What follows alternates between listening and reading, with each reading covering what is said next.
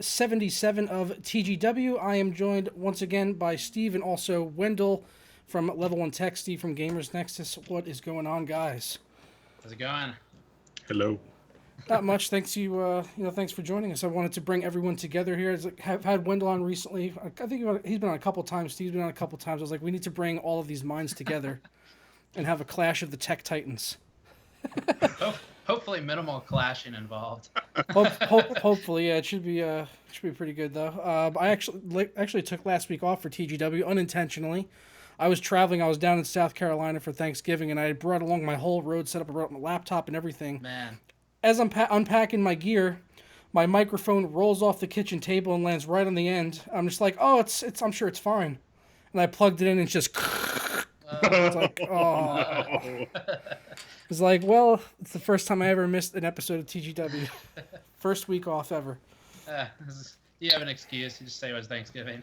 Yeah, it's like, I was supposed to do that, and I had also had a promise to some company for doing a Black Friday video, so I didn't get to do that either because I was going to film that while I was there. I was going to go I had to do car tech. I was going to go park the car with a nice view and get shots of all the gear and everything, and I couldn't do that either. So right. It all fell apart at the seams, so I ended up taking a week vacation. So, how was your guys' Thanksgiving week, though? Did you do anything good? I rebuilt our web server. Is that the Linux one you were talking about? Yeah, that's the pain in the ass. Yeah. Yeah, I was basically found out on Tuesday or Wednesday before Thanksgiving that we were going down every 4 to 12 hours sporadically. And it was just because we were on an old version of Linux, and the host updated it without telling me. So spent the next few days completely rebuilding the whole thing from the ground up. But it works now. How about you, Wendell? How was your holiday week? It was good. Filled with work. I too was updating things and deploying things and God knows what else. But it's good. It's all good. Yeah, I had a really long drive. That was the longest drive ever done. It was down to South Carolina. It was like 12 hours there and back. The way back was way worse, though. Everyone had the same idea, it seemed, to travel on Sunday. And Google Maps kept on circumventing, taking us off 95 to get around the traffic. But then the back roads we would be on were also jammed with traffic, and you could see all the out-of-state license plates. You're like, oh, they're all following Google Maps. All right, so if you guys, I don't know if you guys want to go ahead and plug your stuff. We want to start off with Wendell, and also I got up your giveaway too. If you want to tell people about that with your tech pickup. Yeah, I've got this thing, which is garbage. The garbage build. Yes, this is an i5 with 8 gigs of RAM and a GTX 750. But we did a video on. Look, you can upgrade, these things are basically 5 years old, so they're coming off lease or they're being retired by companies and things like that. So you can't get these on eBay, but you can get these from a lot of the time your local recycling center or local businesses or local university or whatever. Like if you've got a hospital or a big company, and you call them, you say, what do you do with your surplus equipment, or what do you do with your retired equipment? They'll usually give you the name of another company, or they'll say, oh, we have an auction or whatever.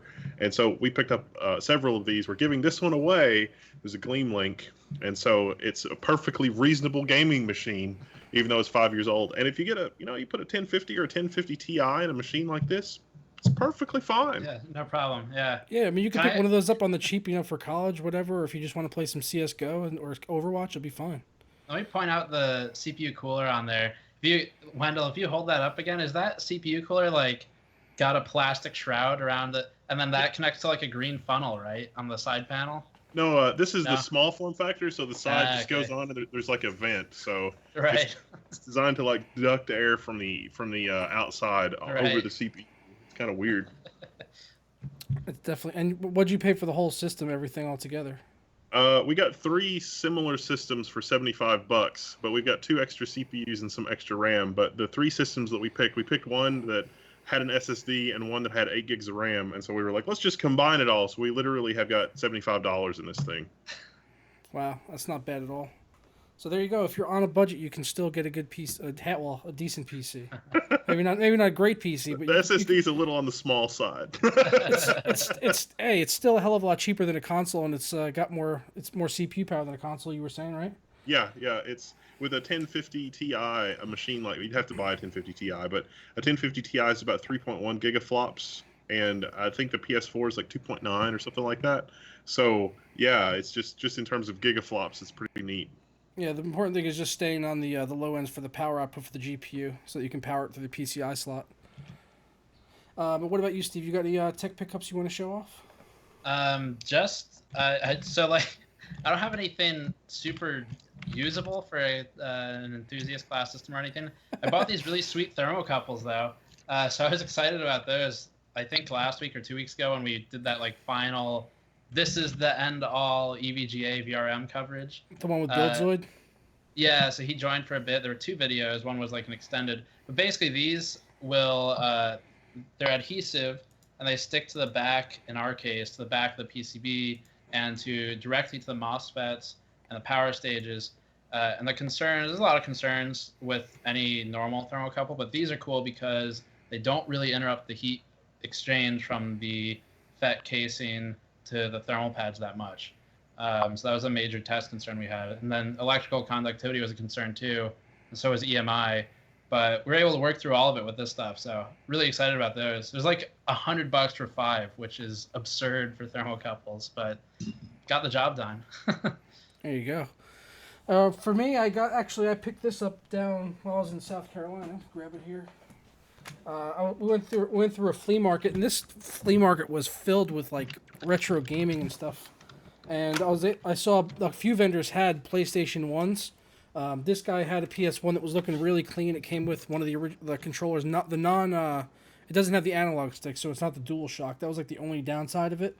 But he only wanted $8 for the system, and then he had games priced at $3 a piece, and I ended up getting the entire thing all together for $10. So the PlayStation 1, all the connections, everything, and the controller for $10. That's pretty good. Just pretty damn good. And the games I got the original Grand Theft Auto, I got Tony Hawk Pro Skater 2, classic, and WCW versus the World. So I've been playing Tony Hawk Pro Skater 2. The only thing I need to do now is get a memory card and maybe a controller with analog sticks so I can play a little better. Best soundtrack in those games too. Oh, that's what I was saying. I was playing it last night with my brother, and like it was just kicking out some really good like '90s jams. I was like, man, I'm like back in intermediate school again. Like, let's rock out. Yeah, there's like Rage Against the Machine, AFI, Yep. Adolescence. Yeah, it's a great soundtrack. Papa Roach. Yep. Papa Roach, yeah. I don't know if I would call him great, but yeah, he's in there. Yeah. He's okay. Okay, so that's our tech pickups. If you guys want to check out Steve or Wendell, the links to their YouTube channels are going to be down in the description below, as well as the Gleam link for Wendell's giveaway for the garbage PC there. Nice. That's not my wording. That's his. It was definitely destined for the landfill, but I saved it. He saved it, and it could be yours for the price of a Gleam click. There you go. It could all be yours. All right, so we're gonna get into our first topic here. We've been talking a lot. I think I've talked with Kaby Lake with both of you guys in previous episodes, but it looks like now it's finally hitting the desktop. We've got some benchmarks started rolling in across the web yesterday, and it's looking pretty good. It's not like blowing the old CPUs out of the water, Skylake, as far as gaming performance is concerned. Seeing some pretty minimal gains here. Metro Last Light gained about 5 FPS. It's pretty typical for what we see in the upgrades in these processors, at least for the gaming use. Ash of the Singularity gained a little bit more, but that's kind of CPU bound, so you'd expect that. But on the actual, usage, like what were you talking about earlier, Steve, with the how much faster it was? Yeah, I was talking about on the renders, CLI encoding. So on our render machine back there, we run. I've got my system's very unhappy. I don't know if you can hear that, but we've got a Handbrake encode process that just runs every night, and it compresses all of our video files. That takes a lot of time. So we were seeing in Tom's testing anyway, we're seeing like a 4-minute reduction off the base 6700K for their 40-minute test. So that's pretty good. I mean, 4 minutes is huge. Yeah, like over the period of 4 hours or something, that's an extra compression pass we can do that we normally wouldn't be able to. Mhm. So for something like that, pretty big deal. For gaming, don't upgrade if you're on Skylake, I guess. But Yeah, certainly. Yeah, if you're on Skylake, but maybe if you're on older Ivy Bridge yeah, Sandy or Bridge. Sandy Bridge, yeah, and especially if you're on an i5. But I would still say if you're on an i5 and you're looking to upgrade, I really wouldn't do it unless you're going for an i7. I don't know. I wouldn't really go for an i5 to one of the newer i5s personally. Yeah, not unless it's several generations, maybe. Depends on what Yes. you're doing. Like this is basically like what we're seeing with Kaby Lake is kind of the nail in the coffin for TikTok, which Intel's been saying for years is on the way out. So Yeah. this is the optimization step.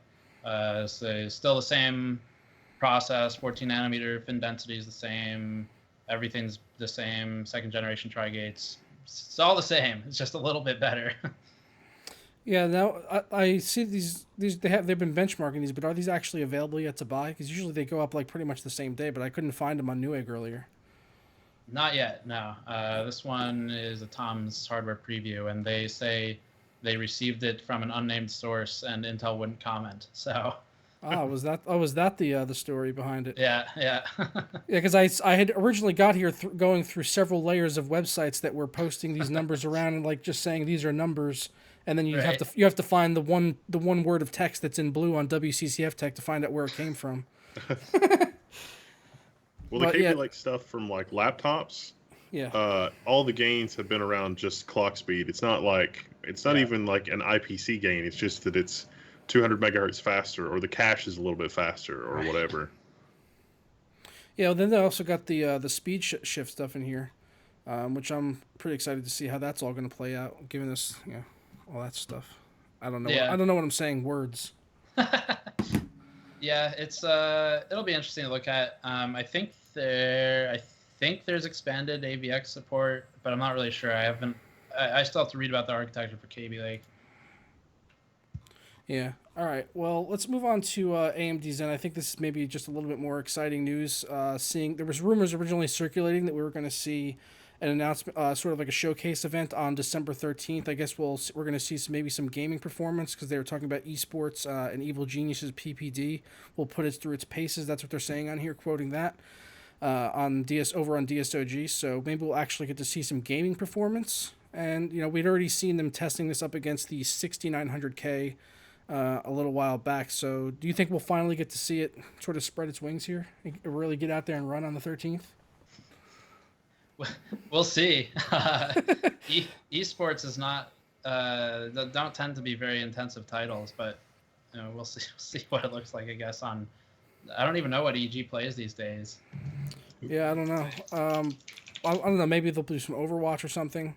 I'm mostly excited to see how these are going to perform for like video rendering and things, and seeing if I can get match like 6800 or 6900K performance for the price that they're talking about for around like $300 on some of these processors.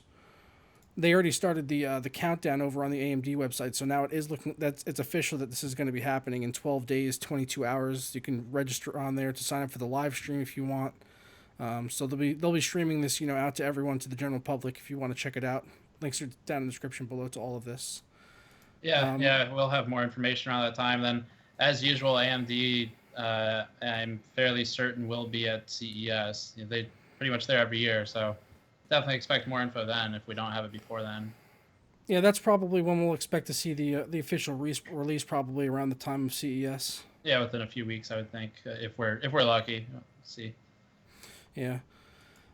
We've also along with this, we had gotten, this was a rumor like about a week ago, and still people are still kind of talking about it.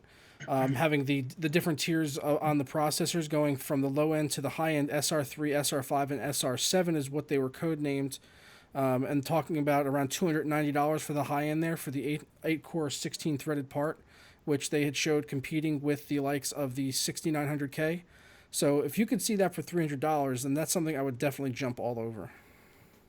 I'm curious about Wendell. What do you think of the rumored name? Let's just pretend for a minute that this is true, right? With Summit Ridge, that they're going to name it SR 3, 5, and 7 parts.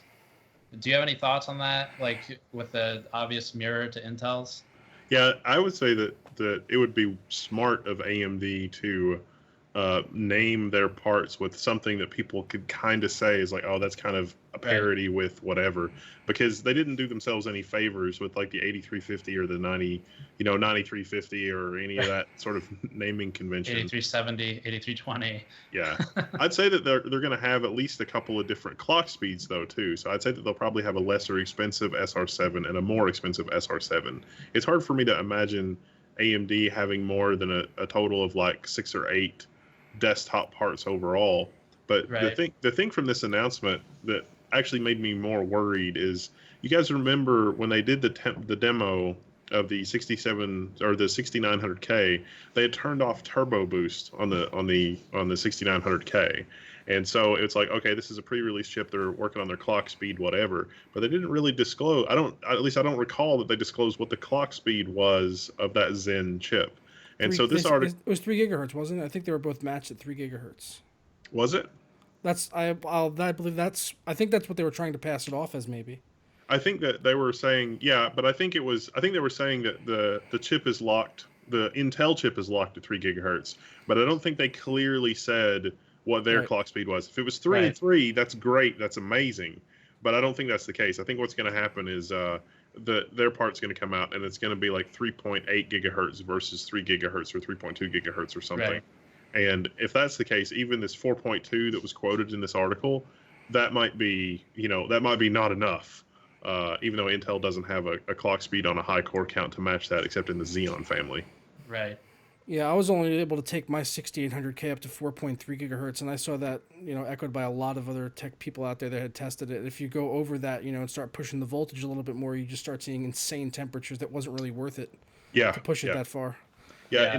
In terms of like Handbrake, you would benefit with that, but in terms of like regular desktop applications, for us, the 68, and I didn't test a lot of chips, but I bought several chips at retail, and the 6800K and the 6850K, by and large, 4.4, 4.5 wasn't too much of a problem, especially if I had an all-in-one closed-loop cooler. And I would, that was better for us than the 8-core and 10-core parts in terms of overclockability and in terms of thermal stability and just overall system stability. Yeah, so the chat seems pretty adamant that it was a 3 gigahertz to 3 gigahertz matchup. Okay, that's good. Yeah, so, I had thought that it was too, but it wouldn't surprise me if they had worded it in a way that like they wanted you to think that. That wouldn't surprise me either if we went back and watched it now. It's like, well, they didn't actually say that, did they?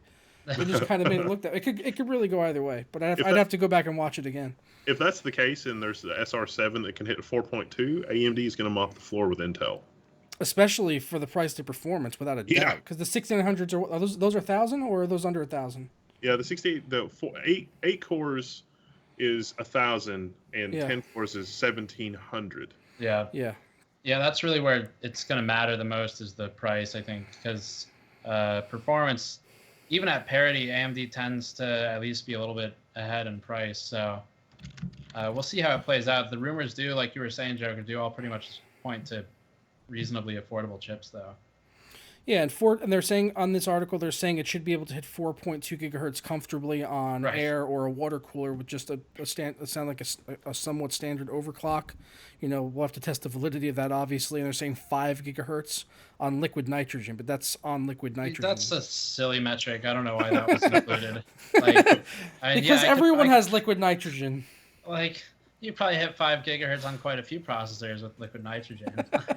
You could probably go past 5 gigahertz on liquid nitrogen with a lot of processors. Yeah, I mean, the rest of the numbers though are all interesting. Like the 3 to 4 gigahertz range is the most realistic for at least for the baselines.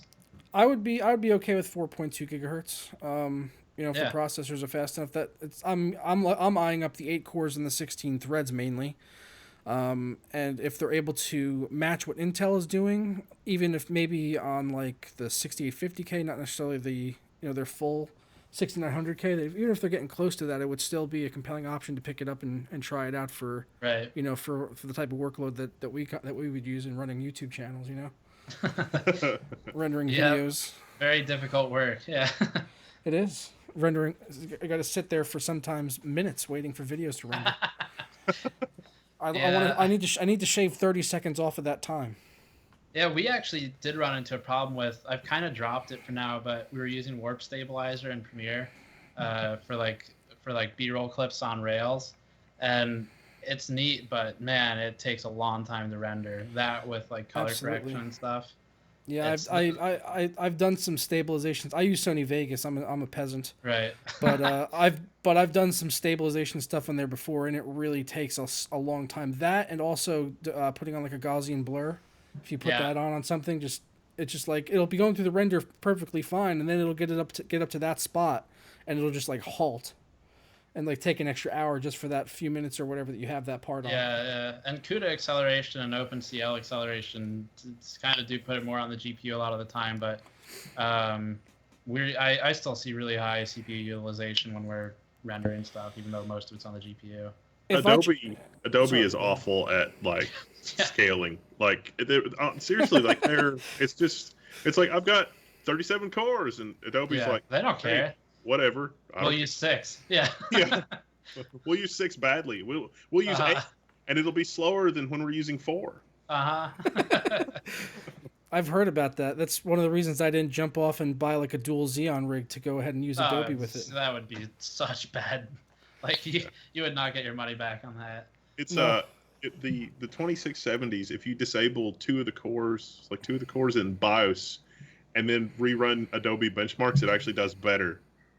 Because the turbo will like you got 4 cores enabled or 2 cores out of the 6 enabled, it'll clock up to 3.3. Right. And so then the Adobe suite runs really great because you got all that cache memory, and a couple of cores. The Adobe suite runs like grease lightning, but all the cores, it's like let me use all these cores badly. So if you do that with like the dual 2670 versus like an i7 X99 processor, who's going to win out on Adobe render times? They're both. I mean, they're both not going to be great. Sadly, Skylake is going to win. Like especially if you get Skylake to 4.5 gigahertz, 4 cores, it's going to win. Yeah, I've heard that. I remember seeing. I think it was Dimitri. He did his build with a quad core Skylake, and I was just like, why is he doing a quad core? Because Adobe's awful. It's better. Just awful. It's like, why is he doing a quad core? Get an X99, man. It's like, no, don't. Yeah. Now, if you install like the Q1 2015 version of Premiere, there's a render multiple frames checkbox, and if you do that, the 2670 will mop the floor with all of that. But that option's not there anymore. Gunhead said YouTube editor for the win. someone had messaged me about that actually the other day. His girlfriend was trying to edit a video for his company's website, and they were like asking me like all these editing questions, and I was just like, "What program are you guys using?" And they're like, "The editor on YouTube." And I was just like, "Oh my god!" I was like, "Here's a RAR file. Just delete it when you're done." All right, so continuing to talk with CPUs, this actually kind of struck my interest after seeing some of the Watchdog benchmarks go up with the CPUs and seeing how much that was being utilized in that game. On my 6800K, I was regularly seeing that around 60 to 65% usage. So the open world games usually do hit the CPU pretty hard, but I thought it would kind of open up an interesting discussion on CPU bottlenecks and how we're seeing that in some modern titles now. Usually, like most like just linear like single player stuff, like maybe like Deus Ex Mankind Divided, you're probably not going to see it as much, unless you're talking about maybe like lower resolutions with a much higher end GPU and you're being limited on the amount of frames it can actually deliver. But with something like Battlefield 1, like you tested recently, Steve, you see it a little bit more, right? Yeah, it's a lot of these games are more relying on the clock speed than the core count and things like that too. Mm-hmm. So you can take, just like we were saying with Premiere a moment ago, you take a CPU and push the clock rate up and really do not bad. That's why with like in our benchmarks 5930K, well, part of the reason it's performing about the same as the 6700K. And if you overclock the 6700K, it just blows away the 5930K every day. So yeah, there's more CPU bottlenecking popping up, or I guess it's really limiting higher end GPUs if you have one. And obviously, like the point of these benchmarks, you always pair as high end components as possible with only one variable, which in this case is the CPU. So not always a realistic scenario when we, for example, benchmark an X4 845 with a 1080, but it shows us the scaling. And in this case, it was not not favorable for the X4845 with Battlefield 1.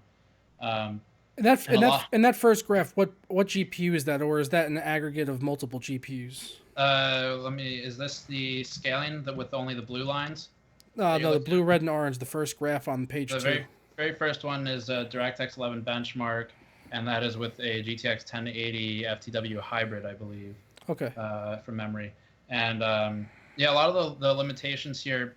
So core count is some of it. If you play like GTA 5 is a really good example. If you take a G3 258 Intel CPU and you benchmark it there, the averages will actually look pretty good. They'll look better than a lot of the X4 CPUs. Like at the time it was relevant, the X4 760K.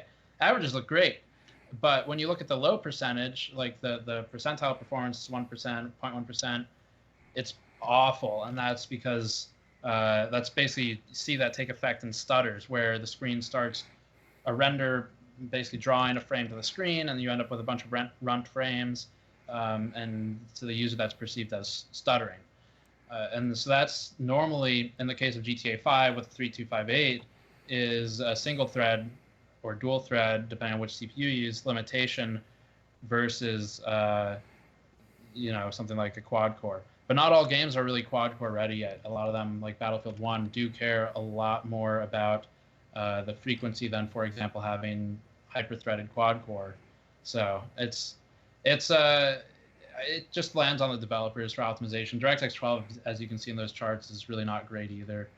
So DX12 is not the savior in this game that you would hope for. Yeah, unfortunately, I don't think DX12 is a savior of much of anything yet. Not yet. Until we start seeing it in more engines getting utilized from the beginning, kind of like Gears 4. Yeah, well, all that load is AMD, Intel, NVIDIA. They have decades of experience optimizing drivers for APIs that are not low level, and now we're taking that and saying, let's remove some abstraction layers. So now it's like GPU, compiler, game. That's putting a lot of effort into all that effort is shifted to the development houses, and they don't necessarily know what they're doing yet. Yeah, and you can start to see the age looking at this. Have to see how far you have to go down the list to get to the first AMD processor in the FX 8370. You can really start to see those falling behind to the point it's really not worth recommending those to anyone anymore unless you could find one like really dirt cheap. If you're already running an 8370, then it's a good way to look at it to kind of see how much performance you would actually gain if you did upgrade. If you're like, should I upgrade my 8370? Right. The answer is yes, you should. Well, at this point, especially if you're playing Battlefield 1. Yeah, at this point, I am not recommending AM3 Plus builds anyway because, one, if you really want AMD, Zen is theoretically right around the corner. Exactly. And two, that platform is ancient. It's like a 2011 chipset. To get it updated to a modern spec, they've got to put all kinds of extra controllers on the boards, and they don't always work great together.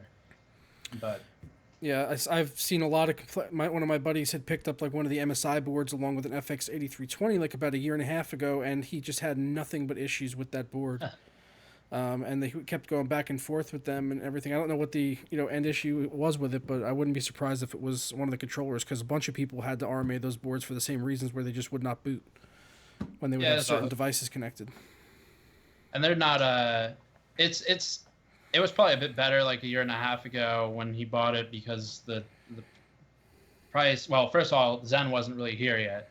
Mm-hmm. So back then, sure, maybe the price is okay, but now it just kind of feels like, I guess there are instances where an FX processor would make sense. If you're on a really strict budget and you don't really care about absolute max performance, and you don't want, for some reason, an i3, then I guess you could buy one. But that's not really a use case I'm familiar with. And also if you're pairing it with an equally low-end GPU, because you do start to see the limitations as you put in a higher-end GPU, because it's just not fast enough to keep up with the amount of frames that you'll be able to get, like with the GTX 1080, where you could see here with the 5930K, where it's not being limited at all, it's getting 158 frames because the CPU is fast enough to keep up. Whereas with an 8370, it's the same GPU, but it just can't keep up with the frames that it's trying to dish out, so it can only do 90. Yeah, CPU's got to do work for every frame. Exactly. Every frame that's being shown to you has to be dealt with by the CPU after the GPU gives it to it, so that it can be displayed on your screen. And you can see that, and that happens even more so with SLI going between two GPUs, which they tested on Watch Dogs 2. And you could see the difference here going from a 5960X to testing all the way down to the FX 4100. And it just continues to go all the way down as you get lower end on the CPUs. And that's really where you start to see a bigger bottleneck is with SLI, higher end GPUs, and CPU demanding titles, certainly, like Watch Dogs 2. Yeah. Well, it depends too on the lane assignment. Like as you get into those really low end CPUs, the platform might not assign quite as many lanes depending on what they use. But I don't know what they use for their testing. So Yeah. Do you have anything to add on this, Wendell? I'm gonna sort of hold my breath and wait and see what happens. I think the general trend around around processor improvements, like Zen, is really exciting, and for the upcoming Kaby Lake stuff, I think all of the performance improvements are going to be around peripherals and I/O and lower latency and being able to shuttle data in and out faster. And I think those are where we're going to see performance gains. especially with drives, the big limitation with like SATA is kind of needs to go away for SSDs. Yeah. More Yes. PCI lanes. I don't care Yeah. about anything but PCI lanes. Yeah, That's what everyone needs is more PCI lanes. But like for anyone that's out there though that is on the fence thinking about upgrading, like, oh, should I wait for this? Should I wait for that? I would advise anyone, if you can, to wait for Kaby Lake to come out and wait for Zen to come out and then compare those two and see what you can get best price to performance wise. Yep. Yeah, If you they're need pretty something to close. tide you over, a garbage computer will do just fine. Exactly. There you go. Go get a garbage computer and a high end GPU that you can throw in a system later on. Oh wait, no, you couldn't do the high end GPU with that. Sorry, never mind. It's garbage all the way around. Just wait, or or gauge your expectations accordingly. Yeah. All right. So speaking of Kaby Lake, Asus Z270, they started showing off some of their motherboards. You want to take lead on this, Steve? You were going over this before with me. Sure, yeah. So Z270 obviously is the new Z series chipset for Kaby Lake, and you can run Kaby Lake CPUs for the most part in Z170 series boards with a BIOS update. But obviously they're not going to sit by and not ship new boards. And they do have a few, some changes to what's supported on the chipset. The main thing I was looking at, because there's a lot of boards here, it's like half a dozen or a bit more maybe. The main one I was looking at was the Maximus 9 Hero. Yeah, the Maximus 9 Hero. I like the Formula also. Like, these boards are just all around sexy as all hell. Like, I know they got RGB on them, but I'd probably leave it off because they just look great without it. The monochrome design, just, I need one of these Asus. They're the high-end boards, so they're a little more interesting. Like, we don't have hard information on it because I think these are technically leaks. But just looking at the photos, obviously the socket area is a bit obscured by the VRM cooling, which I'll talk about in a second. But I think it looks like about a 10-phase design on the Maximus 9, which for Intel CPUs these days is fine. That's more than enough. You don't need that many phases for overclocking these CPUs anymore. Like Gigabyte several years ago pushing boards out with like upwards of almost 30 phases was absolutely absurd and unnecessary. But the interesting thing on this one though is the cooling. Like if you look at it, it's got the EK logo. That's what I noticed earlier. I was like, is that the EK logo? Yeah. Like, what is that? Yes, that's going to pop up more, I think, this generation. That started coming out in around January of this year. It's basically you've got a copper plate on the FETs and inductors, all that stuff, and it helps cool your heat. Ties into like G quarter-inch fittings for an open loop system or something.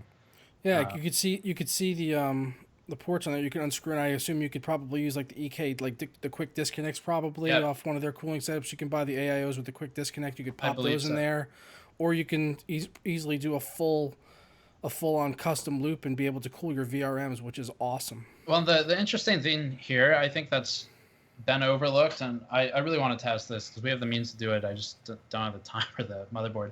But the interesting thing is a VRM, especially the ones on these boards, easily TJ Max 150C.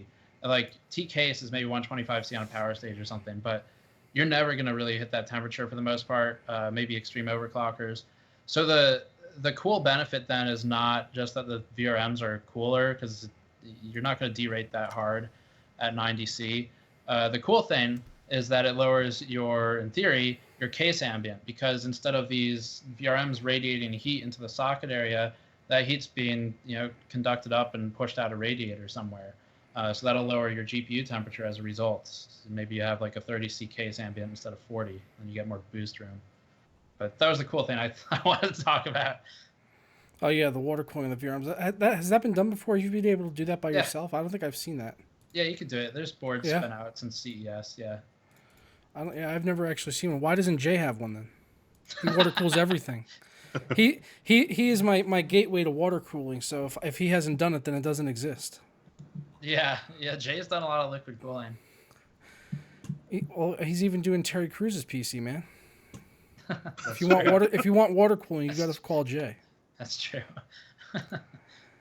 I guess one last item here is the SSDs do have some better cooling too. So like M.2, some of the M.2 SSDs early on, like the Samsung ones, were hitting like upwards of 90 C in really intense load testing. That's not great. So that's being resolved with the Kaby like boards. It looks like. So I guess the question now is, since they have the water cooled VRMs, how much of a overclocking like headroom do you expect to get out of that additional to what we would normally have? Not a lot for the average user, I think. Maybe for the liquid nitrogen users. Yeah, maybe. So. Yeah, if they're not cooling their VRMs with liquid nitrogen, I guess so. There's just not enough way to deliver that kind of wattage through the socket. I mean, when you're delivering that kind of wattage through the socket, I mean, when you take off the heatsink and you pull the CPU out of the socket and you look at the pads, you will see discoloration on the pads of your CPU pushing that much current through it. All right. Well, sexy ass motherboards either way from Asus. I want one, and especially if they do an X99 in that same design with the EK and everything. I want it in my life, in my system. I mean, I got the all black PC. This thing would look perfect in there. Yeah. Good stuff.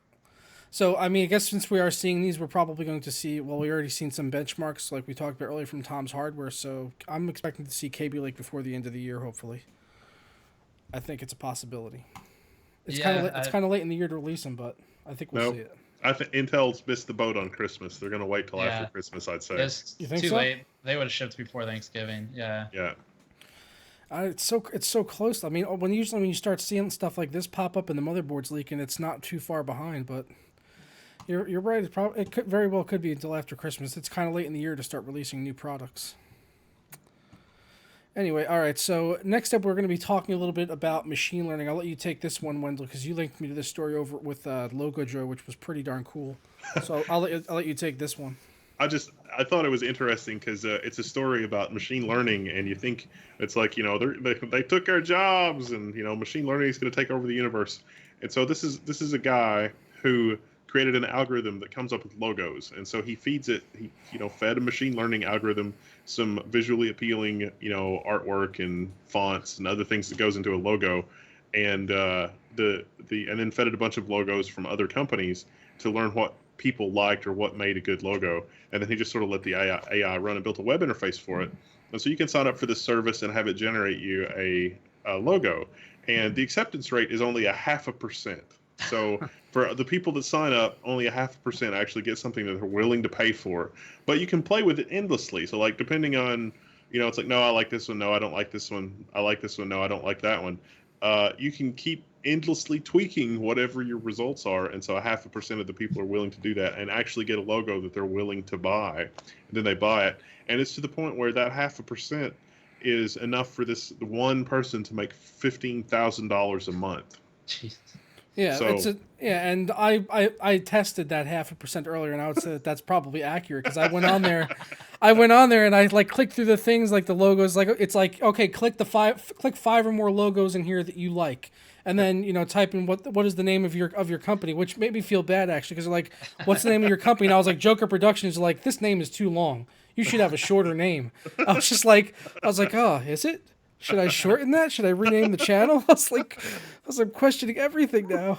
Well, there was I don't know. It's probably an urban legend, but there was a story about a very young Google that was like talking to an investor like Warren Buffett or something, and it was like, I don't understand how you're going to make money from advertising, and the concept of the long tail of advertising sort of came up in the meeting with the billionaire investor, and what the long tail of advertising is that with the internet, instead of advertising like you can buy cars from, Uncle Bob's used car salesman. No, that's not how you advertise on the internet. How you advertise on the internet is, my name is Bob, and I have an emporium of 1974 to 1976 Right. Volvos, and I can get you any part that you want for a Volvo from 1974 to 1976, and water pumps and whatever you might want to do. And so that incredibly narrow, incredibly niche whatever, you can be the best whatever for those obsolete Volvo parts, and that will bring you success on the internet versus I'm Bob's used car sales or whatever. Right. And so this is like the long tail of creative pursuits, I guess. And so it's just like machine learning can, you have a client that wants to, do a logo and they want to fiddle with it endlessly. It's like, just let them talk to a computer, because they would drive a human being insane. And you can make some money at it. Yeah. Yeah, well, I guess presumably it learns as it goes, I would think, right? Yeah. Yeah. It's like, okay, you don't like this logo, I won't show you more logos like that one. Right. Yeah, it's like Terminator 2, basically, when he's learning how to say things. Yeah. I mean, this is essentially leading to Skynet, right? I mean, that's kind of ties what we're talking about with the NVIDIA thing. It's sort of Skynet is kind of taking over, and it's being led by Jensen. Yeah. Just Be wait cool. till spits out a logo. Hasta la vista. Wait, what? Exactly. And it'll happen that fast too, if we're led to believe what Jensen was saying there. He's already got the evil bad guy jacket. Jacket, yeah. Yeah, he's got the bad guy Terminator jacket already. That jacket has been on a lot of stages. I Yeah, don't want to know what it smells like at this point. Yeah, so Steve, you were telling me about this thing with NVIDIA with the Hypermore's law that what Jensen was talking about, which kind of tied in with this, with the deep learning, the machine learning. How did this all tie in? And what is, I guess, NVIDIA using machine learning for to advance their They're interests? using it. Yeah, they're using it for a lot of things. They're dumping a ton of investment into machine learning and deep learning. They've been talking about it for a long time too. A couple years now, NVIDIA's been doing these press conferences and keynotes at GTC, the GP Technology Conference. Mm-hmm. So what he was saying in that article, I guess the like non-consumer side is that they're looking at kind of exascale computing pretty soon, which is exascale computing is basically when the system can perform 1 billion calculations per second. Which is like 1,000x what was happening in 2008. So it's accelerating fast. I think NVIDIA was saying, so obviously their metrics here, grain of salt, but I think they were saying a 65x improvement in this specific type of application deep learning over Maxwell with Pascal. And that is, that's largely because of, like, if you look at the GP100 architecture, there's a ton of FP16 in there, and all these mixed floating point, mixed precision compatibility between the new architectures means that for things like deep learning, where you don't care about precision as much because you're just shooting billions of data points at it, it can go a whole lot faster. And then if there's an error, who cares? You've got so many other data points, it doesn't matter. But with gaming, I guess the interesting thing is long term. I'd be curious to see something like Wendell's logo site he found kind of being applied to gaming, where you end up with like AI that studies the player or the player base and learns how to interact with it, And it kind of adapts the game as you go on. Yeah, right. Potentially overcome the decades-long problem of AI being either a cheat or too stupid to be fun to play with. So I would love to see a game that actually learns the player as you play, maybe to make the game more challenging or more appealing to the player based on what they like, or maybe like a horror game with scares. yeah. Maybe learn what the player is more scared of over time, and then kind of make the rest of the game kind of That would go just be along to mean. that. I didn't think about that. That'd be awesome, though. I mean, you can get one of those new Myonix mice with the heart tracker, and you can plug that into the supercomputer game, and it can just read everything on the cloud, and then just make the game scarier for you. That's the future. It's like, okay, this is the heart attack limit. We're gonna stay below that. Yeah, we got to stay right below there. Do you have anything more to add on this, Wendell, with the NVIDIA side of it, with the supercomputing? No, it gives me an idea, though. If your heart rate gets too insane, you guys have all seen the Team Fortress 2 trailer for the Pyro, Like you play it, it gets too intense, it switches into pyro mode, and so it's everything is, do you believe in magic? That'd be good. All right, so we got a couple more stories here before we get into doing the Q&A. This one is just kind of a laptop that just made me drool here, seeing the i7 7700K in this Clevo laptop with 1080s and SLI. $16,000, but I'm curious what it is without the 1080s and SLI, because I really don't need that. I just really need the It's also got 7700K. 10 terabytes of SSD storage. Oh, does it have 10 terabytes SSD? That'll probably add on more to it as well. expensive, Yeah, that adds on to it. You could scale that back also. I only need about 2 terabytes.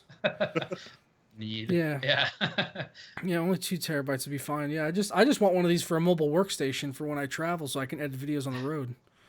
That'd be my primary function of it. But I'm curious to see how they're going to be able to, keep the temps down, because I've got one of the Acer laptops behind me, and that's got one of the HQ processors in there, and that thing gets up to 95 degrees Celsius on Battlefield 1, like instantly. Yeah. You just load up a game, it's like 95 Celsius. How's it going?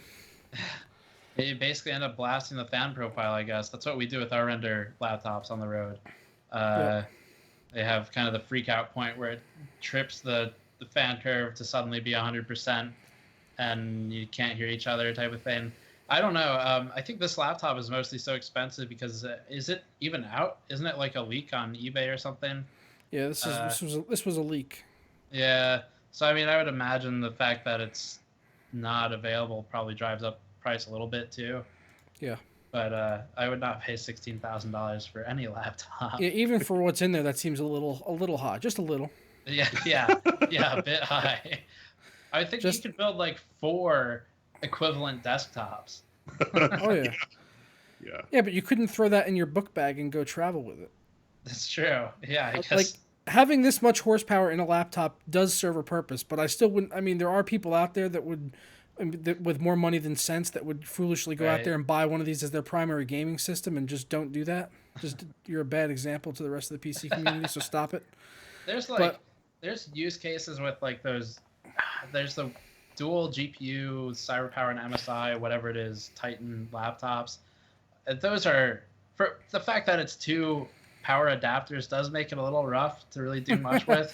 But I guess the use case is like, maybe you have 2 places you live, or a place where you live and where you work. You spend a lot of time at both. Maybe it makes sense to haul it around. I don't know, but I'm not one of those users, I think. Yeah, I feel like the one I have behind me now, the Acer 17-inch, is just already way too big. Yeah. Way too big. But yeah, for those types of purposes, though, it's still better than carrying around a PC. I mean, when I went to the land back in April, I carried up my PC. I shipped a monitor cross country and back. I was just like, I really wish I had a laptop. Right.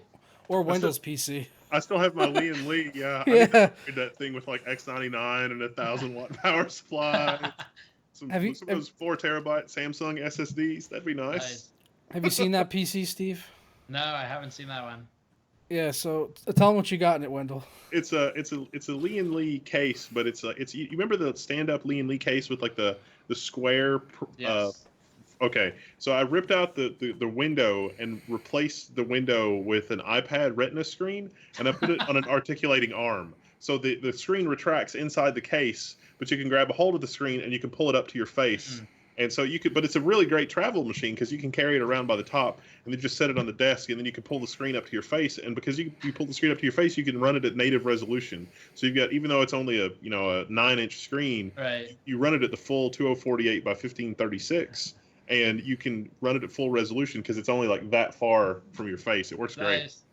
Yeah, there's like at Computex I saw did you go to the Silverstone booth during the show? They had a system they were really happy to show. There's like a VR case. It basically just had a screen bolted to the side panel. Yeah. Like I guess you could use that as a laptop replacement. I don't know. I haven't seen a use for having SLI though in a laptop. I think that's just pushing it a bit too much. Well, even CUDA accelerated production stuff doesn't really use it properly. Yeah, at least not a lot of the stuff we use. So no, I'd rather use that space for more cooling. The proxy workflow thing, I was talking to somebody about editing and Premiere and blah blah blah. I'm I'm learning, but I'm not really there yet. Right. And there's a guy that I know, and he's got a Surface Book, and which is not really that great. And he does the proxy editing workflow with Premiere, and he does 4K rendering, 4K footage on a Surface Book, and it's not a completely excruciating experience because of the proxy workflow. And it's like, wow, Right. really? I was like, yeah, I mean, yeah, it takes like an hour to render a 15-minute video, but It's not bad though for 4K. For 4K, it's pretty good. Yeah. And it's something about the he was showing me the ingest workflow. When you ingest it, he's using the Avid codecs. So like you go to the Avid's website and you download like HDX as the codec, and you use that as your proxy ingest workflow in Premiere, and it runs like greased lightning even on shitty computers or portable computers. I still need to learn how to do that. Like we're kind of trying to figure out how to deal with the data issue where you dump like 20 gigabytes of B-roll for every product or whatever. So I know you can have like an intermediary codec or format that everything off the SD card gets pushed through it, and you end up with fairly lossless compression too. Yeah, I was just looking at that earlier today, so I don't know either, but I'm going to dig into that because that seems like the ideal workflow. Yeah, Linus I believe. has a few videos. Yeah, that's what I was saying. Yeah, so I was gonna just say Linus did it, or Brendan I think did it. I'm not sure, or maybe it was Edsel. I think it might have been Edsel. Yeah, it's Edsel's workflow. And I know Dimitri had adopted it as well at one point. I'm not sure if he's still using it, but yeah, it seemed to work pretty well. I know one of my friends, Brian over at Bad Seed Tech, he was using the Red encoder, which helped a lot with the file sizes when using the G7 at 4K. I don't really have that much issues using it though. I usually just transfer everything off my SD card onto my hard drive, onto an SSD while I'm working, and then when I'm done, I just store it to a mechanical drive. Yeah, as long as you're editing in 1080p, there's a lot of good options out there. I mean, even like DaVinci Resolve, and there's some really good options for Linux. But then 4K, and it's like, oh. Yeah, I just on my work file properties on Vegas, I set it to 1080p, but then when I'm done, I just render it in 4K, and it's just fine, because it's just like that work. It's like it sees it at 1080, so it works like it's 1080, even though it's 4K footage. Yeah, there's some trickery you can do too with the way YouTube works, and I don't fully understand that yet either. But I know like it'll render at a higher bit rate if you push a 4K file, but you can do some kind of like downscaling or something so that you don't actually have to shoot in true 4K. I'm not sure how it works yet, but looks promising. Basically, what it is, if you shoot in 1080. And you and then you work with the file and you render it out in 4K. YouTube is going to see it as 4K, so they're going to give you the higher bit rate, which will make it look closer to your native 1080p video. Which, if you uploaded it in 1080, it really wouldn't, because it would be a really shitty bit rate. Yeah. So it'd be about 3,500 to 6,000 bit rate versus like the, what was it before when I showed you? Because you could do live streaming on 4K. It was up to like 30,000. It was 13 to 30 megabits per second, so 30,000. Yeah. Yeah, so up to 30 megabit per second. So that's what I do. My 4K videos, when I render them out, I do them in a little bit over that. So I could probably scale that down now that I know the actual number. Right. I'm adding extra render time for no reason. And space. Yeah. Well, I don't know. The file is off the G7 aren't too bad. I know with other cameras, it definitely is. Like if you're out there shooting with like an Ursa Mini or something, you're going to have much bigger files because of the codecs they use. But with the G7, it's absolutely fine. What camera do you guys use, Steve? Canon XA20. Oh, yeah. You got like one of the serious cameras.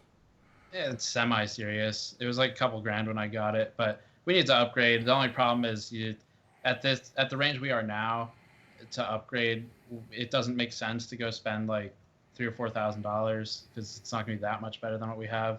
Yeah. So the next step is unfortunately going to be really expensive, and I'm pushing it off as long as possible. Yeah, I've been saving up for the A7S too. I've been trying to get one in January. I think it wasn't planned, but the last 2 Januaries I've made upgrades to my camera gear. So maybe this January. Because those things just basically shoot at night. I was in a Best Buy and they had one and I was testing it out in there and I was just like, man, it looks like I have studio lighting in here right now in your store. Yeah. Our solution has been to strap a $400 light on top of the camera for when we're shooting conventions. That Yeah, seems to make it. I have that a makes- I have a $10 light from Neewer. It works pretty good.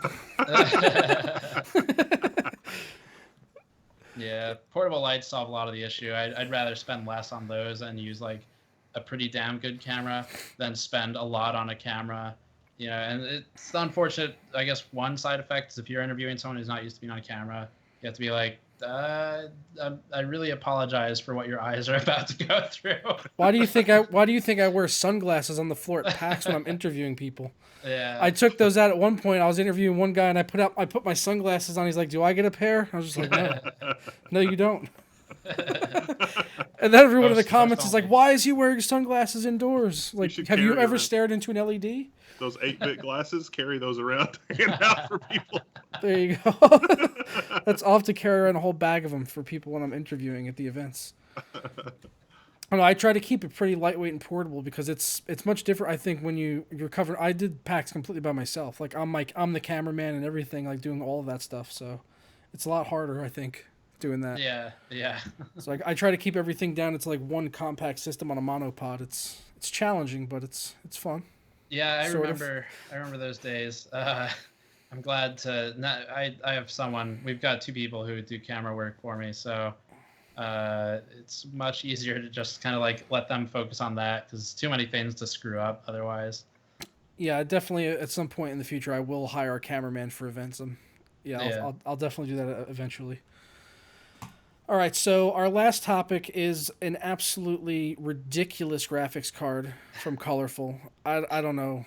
I just Why I it can't- exists? Yeah, I was talking before. I mean, all right, so it's a water cooled graphics card, which is like all right. It takes up Okay, 4 yeah. slots, which is that's bigger than the Asus cards that they used to do. Those were triple slot, which I thought was like as big as they could get. This thing though is it's insane. I don't know why it exists. And I was also really confused. You and I were trying to figure out earlier, Steve, is like, why is the water block on the bottom of the PCB? How is that cooling the GPU? Yeah, they didn't. No one has a photo. At least I didn't see one of the actual backside of this thing. So I don't know if that's like a reservoir or a block or what. Well, you could kind of see that. You could kind of look like you could see 2 channels going through it, where the water would go through. It kind of reminds me of like the EK blocks a little bit. You can have those 2 channels. Yeah, and that would make it look like a block. There's also like, I don't know. It's first of all they put an absurd amount of metal on this thing that takes up 3 spots, three slots, and 3 fans. That alone would be fine. Like so, liquid. Like I guess maybe if you're running something like the FTWs we just tested, where the backplate gets like 110 C or something. I guess you could dissipate that heat, but it doesn't matter because PCB doesn't care. It's just like copper and fiberglass. It doesn't There you care. go, EVGA. There's your solution right there. Yeah, like until you're hitting like the melting point of copper or something, then it's a concern. But that's never gonna happen unless your FET explodes or something. But Or yeah, EVGA. I don't really know. I don't know. I don't know why it exists. We don't know how much money it is either, do we? No. And then the other point that both of us raised earlier too was the weight capacity on a PCI slot. We neither of us could come up with. Maybe do you have any idea, Wendell, the maximum weight load for a PCI slot, which I can't believe we're actually talking about? That is actually specified in the PCI SIG. I don't know what it is off the top of my head, but it is actually part of the specification. Is it? Okay. And yeah. I mean, and I'm sure this card definitely exceeds it. But you know, a lot of boards have been coming with the metal reinforced PCI Express slots anyway. That's what I said to Steve. I was like, they knew about this card. They were preparing. Yeah. Maybe we'll see many, many more of these in the future. I hope not. I certainly hope not either. We'll I mean, try doing SLI with that. We'll finally see a return to horizontal orientation motherboards, which I, for one, have always been a fan of. Oh yeah, way easier to work with too. Yeah, it's like, well, the silly thing. So even if you're cooling the power design that much better, and you're cooling the GPU, Pascal is only going to overclock so high. So there's like this article says 1936 megahertz for the, I don't know if it's base or boost, basically the advertised clock. That's not that impressive. And you're not going to get much higher than that, than 2100, maybe 2200 megahertz. So I'm very curious about this card. We probably won't get one because of what I've what I've been saying about it. But Don't worry, no one watches this show. yeah, I don't know. We'll see. It's like it's just kind of silly, I guess. Yeah, I can't imagine buying one. If you want to send me one, I'll sacrifice a motherboard for it. Yeah, I was gonna say, please post photos of like just keep a GoPro pointed at the computer so you can see when it rips the socket out of the board. I've known people that have ripped out their PCI sockets with like a graphics card that got stuck and they just pulled on it and just the socket got ripped right out of the board. It's like no, just don't do that. Yeah, that seems like a very realistic possibility. You're just going to be gaming and all of a sudden you're just going to hear a thud and a blue screen. Do-do-doo, do-do-doo, do-do-doo, do-do-doo. Is it connected? I can't tell. I saw one time somebody had shipped a computer and it broke the end, like the slot wasn't broken apart like a sandwich like you would normally expect. The card had slid vertically in the slot, and so it was exactly one pin off. It destroyed their machine. Because it literally broke out the end of the PCI Express slot and the little dividers in the middle. And you look at it and you wouldn't think anything was wrong. And then it was like, well, wait a minute. The little metal bracket from the slot is kind of bent a little. And it was exactly one pin off. Oh, man. Yeah, shipping's bad. That's why like those SIs, when they ship systems, there's this really cool foam they use sometimes. Like, have you seen it, Wendell? With like, so like if you go to iWeb Power or Cyber Power, they have this sort of blue foam, and I don't remember if it's like you pull a tab or something, basically expose it to air, and it just expands like a balloon, and it fills like the entire internal, and then the customer just pulls it out when they're ready to use it. Wow. That's awesome.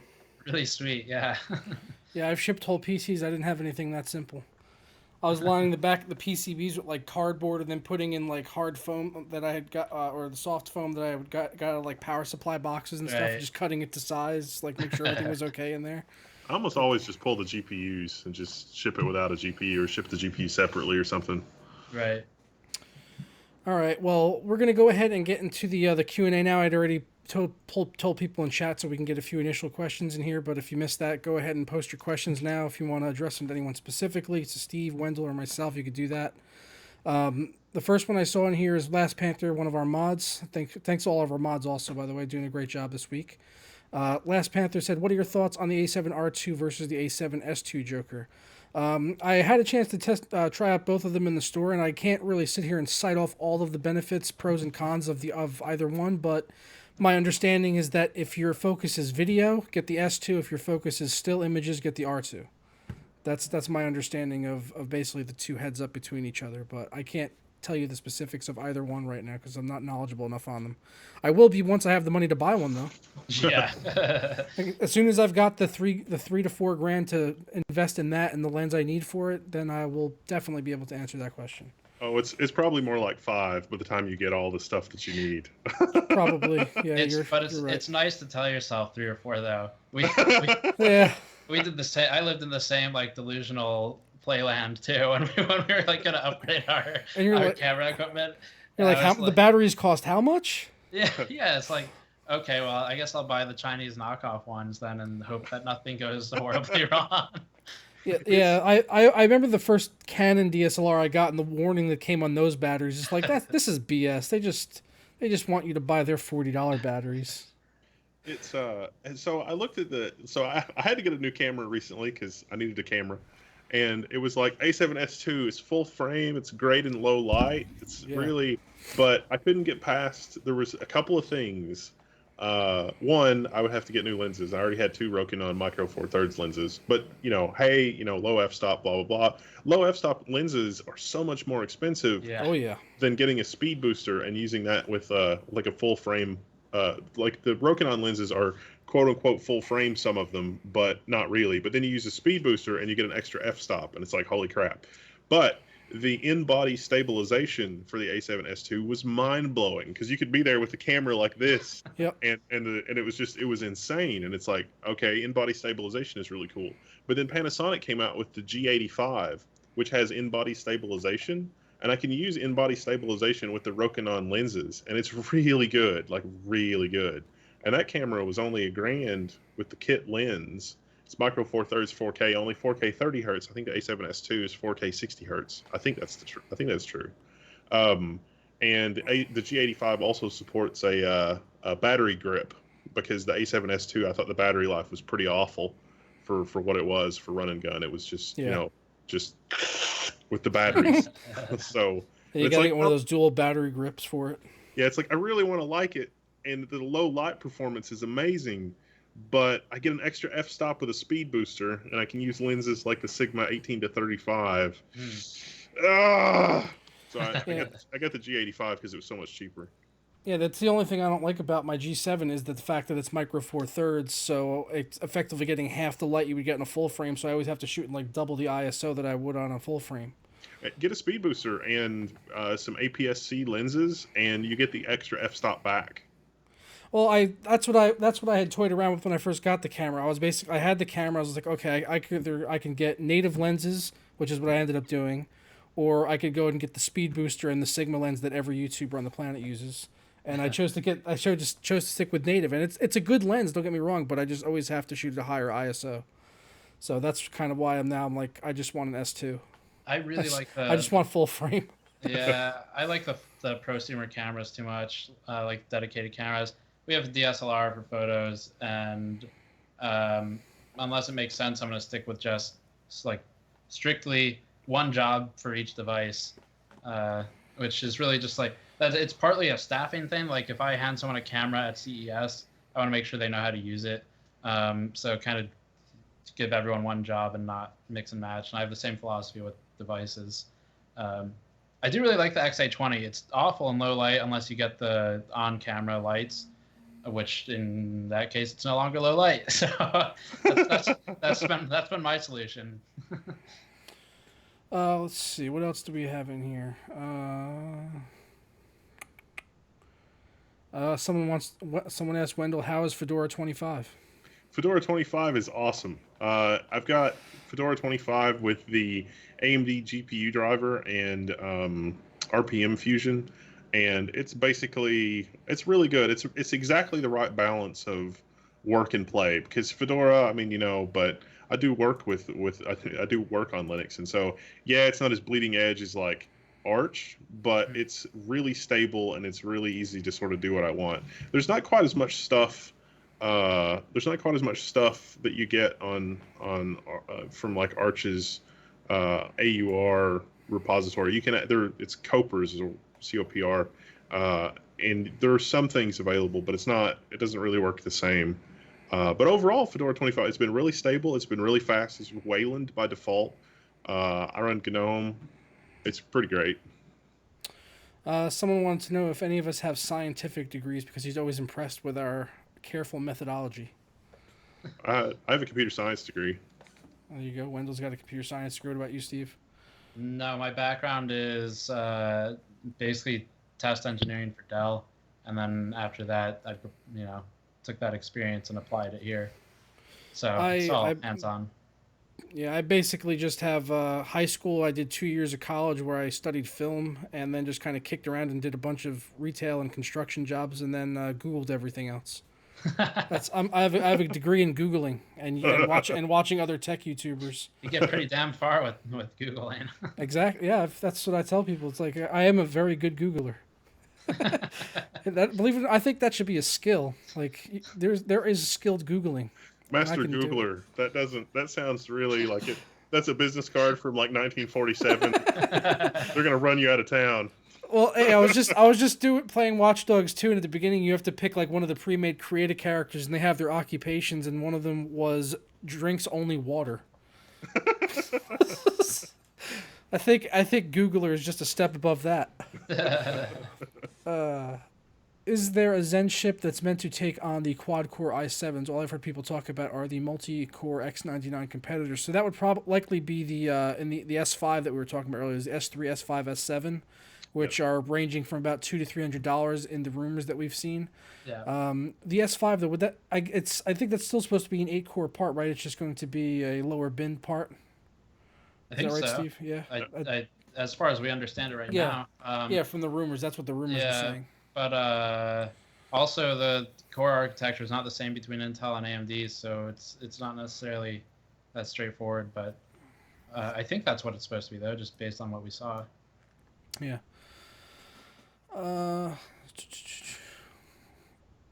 What is the best low lag 4K Korean monitor 40-inch ish right now? I'll leave that to Wendell. Oh God, that's such a tough choice. Okay, so it's not the 32-inch monitor that I put out today is probably the best for gaming. It's 32 inches. It's an AH-VA. That's advanced hyper viewing angle, not vertical alignment, because people have gotten confused about that. But it's an IPS type panel, so it has the problems that quote unquote problems that IPS has. But it's a later generation IPS panel, so the response time is quite good on it. It is FreeSync compatible, but it has problems going much over 63 hertz. So your FreeSync range is not great. It's like 58 to 63, 50.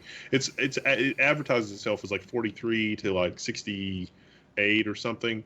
But in playing Tomb Raider at 4K, which is a 38 to 60 FPS ordeal on the Fury that I was playing on, I didn't notice anything weird happening, but that doesn't mean that there wasn't a screen tear here and there. Watching the windmill demo and running through the actual testing, it looked like the range was that. But in terms of like image quality and like how good the panel is and that kind of thing, that's the best and most recent one that I've tried. I still really like the microboard monitors in general. They're pretty good. There's different kinds of panels. The 40-inch panels are more like vertical alignment panels, and so their response time is kind of slow. It's an earlier generation process. It's not really like super amazing, but 40-inch monitors, like for productivity, are amazing.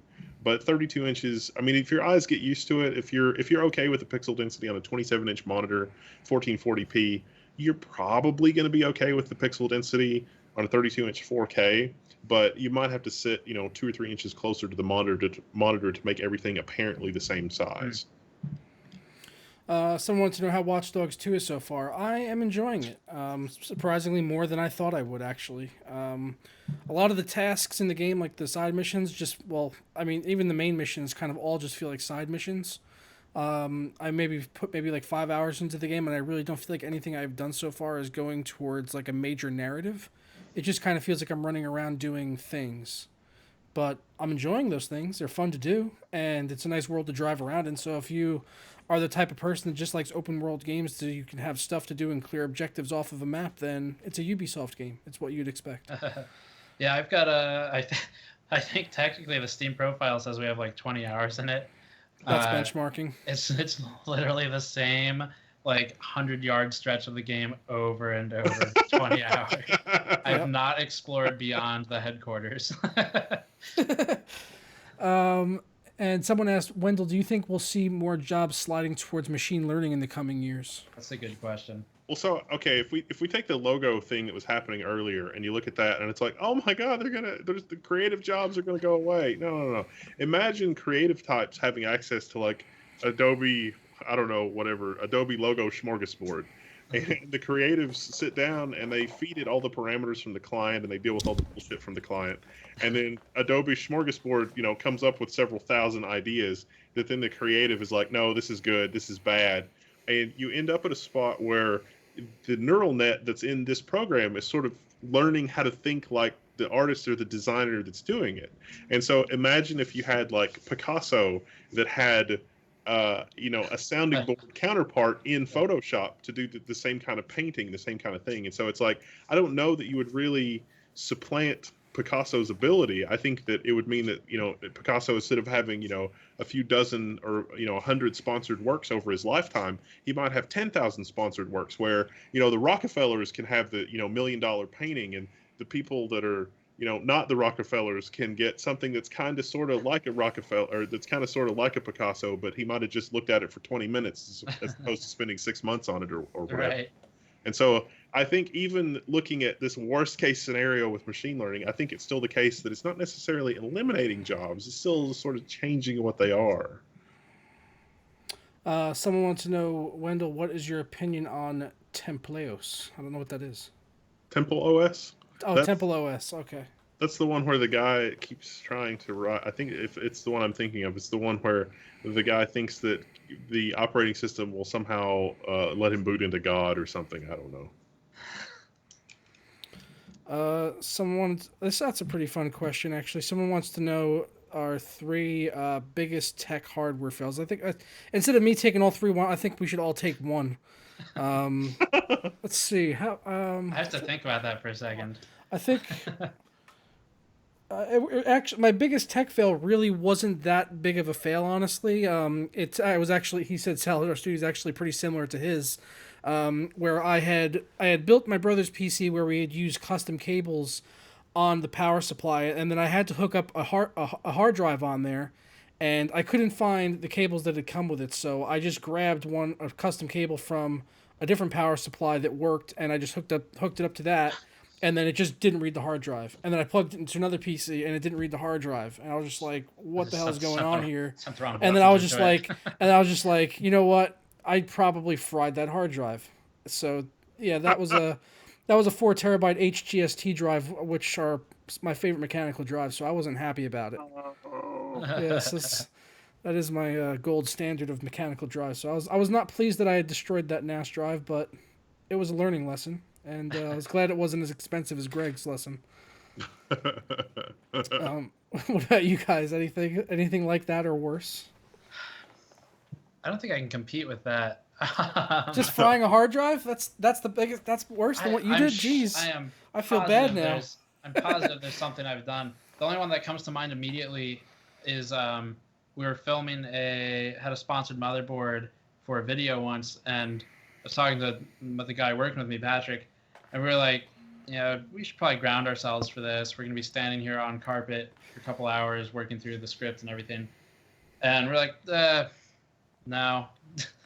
The wrist strap will look stupid on camera. So we didn't ground ourselves, and handled the motherboard for like an hour, explaining all the parts on it, VRM and everything. And the motherboard died from latent ESD, which is basically like, you turn it on, it's like, oh, okay, it survived, cool. And it just dies a couple minutes later, or seconds later, or whatever. So, I thought I did that to my Glorious build, honestly, because like doing all the painting and stuff, like the first time I booted it, like it booted. And then I was like, oh, wait, I need to do something. And I turned it off, and then it just would not turn back on. And I just didn't know why. And it ended up being the RGB controller.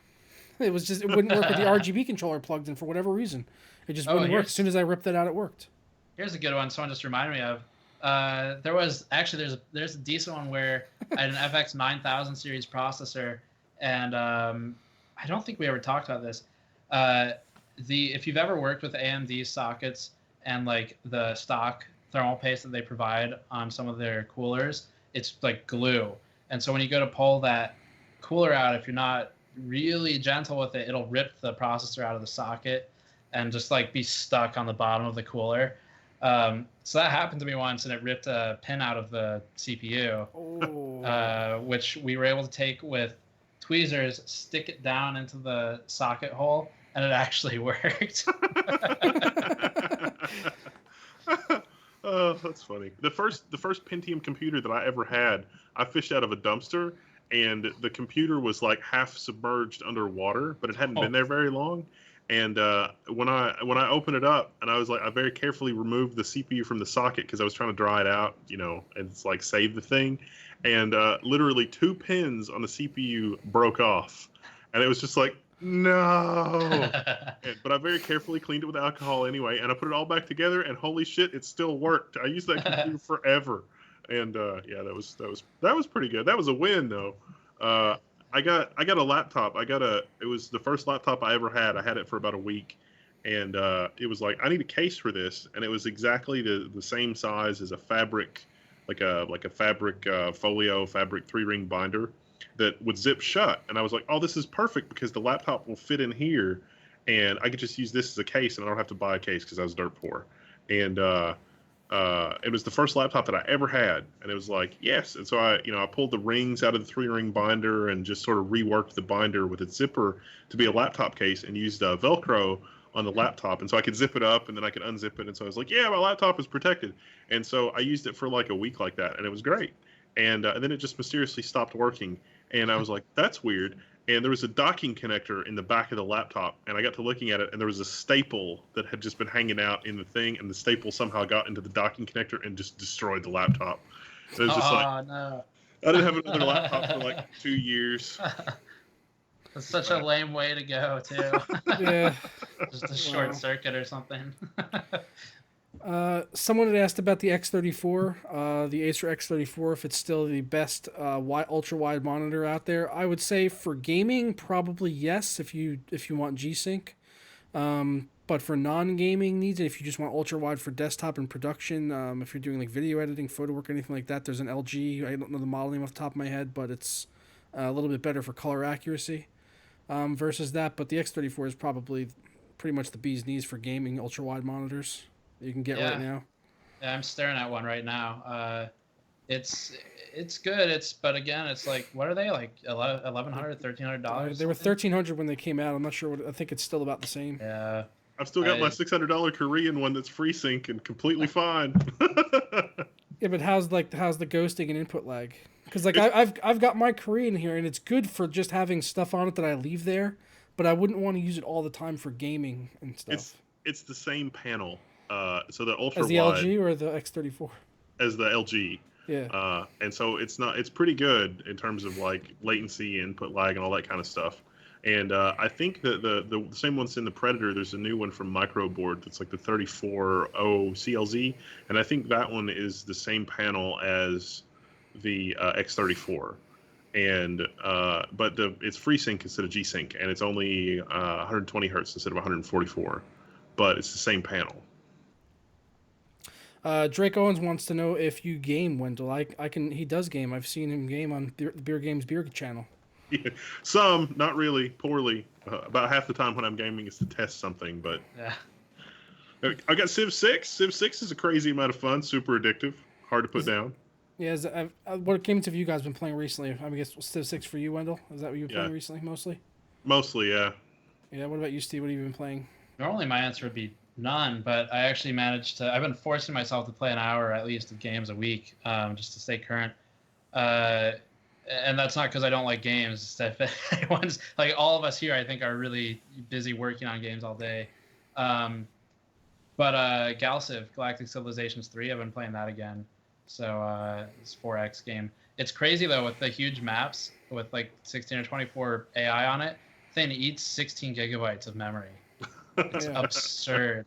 Yeah, for me, still Battlefield 1. I played that when I was on vacation on the laptop that I had with me. I played that a fair bit, and now that I got back, I've been playing Watch Dogs 2, which I didn't expect to play. I thought I would do a performance video and then get a refund, but I'm still playing it.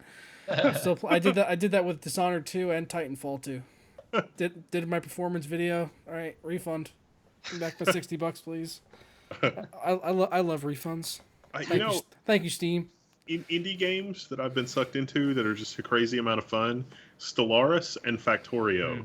I really can't say enough good things about those. In Factorio, it's like you are an astronaut stranded on a planet, but you've got all your advanced automation technology. So you literally build an entire automated factory. It's crazy amount of fun. And Stellaris, you're an interstellar civilization, and you explore the galaxy and colonize stars, and you mine for stuff in planets, and you have there's a mod. Stellaris is awesome. Have you played the mod that gives you the starships from Star Trek? Because that is the most amazing. Yeah, it's like, oh yeah, here's my Galaxy class fleet. It's like, oh, here's a wing of Yamato class whatever, and it's just like, this is amazing. I need to do that. All right, well, I think we're going to go ahead and wind down the show here and get on out of here. But before we do, make sure you guys check out, once again, down in the description. Wendell's actually giving away a garbage PC. It's sitting next to him still if you weren't here at the beginning of the show. Be sure to subscribe to my new channel, guys. Yeah, and subscribe to his channel. Links to his channel is also below, and Steve's. And after the show's over, I'll update the description with the Level 1 Tech forums also, which you can usually find me over on there in the lounge. It's still called the lounge, right? Yep. They haven't changed it? All right, good. Nice. Lounge for life. All right, guys. Well, thanks again for watching, and Steve and Wendell for joining us. All of our moderators in chat. Yeah, I appreciate it. No problem. Yeah, thanks for you guys hosting. You guys are welcome here anytime. I think we saw a couple times in chat people were saying you guys need to be here permanently, but everyone's got their own things going on. It's not it'd be amazing, but it's just not possible. Places to go, people to replace with computers. Exactly. with garbage PCs that you could buy for $25. I'm gonna replace you with a very low end i5 if you cross me again. Hey, well, you could probably use the Google server to replace me since I just Google things anyway. All right, thanks again, guys, for watching. Don't forget to hit the like button down below if you enjoyed the show, and catch you guys next week. Ta-da!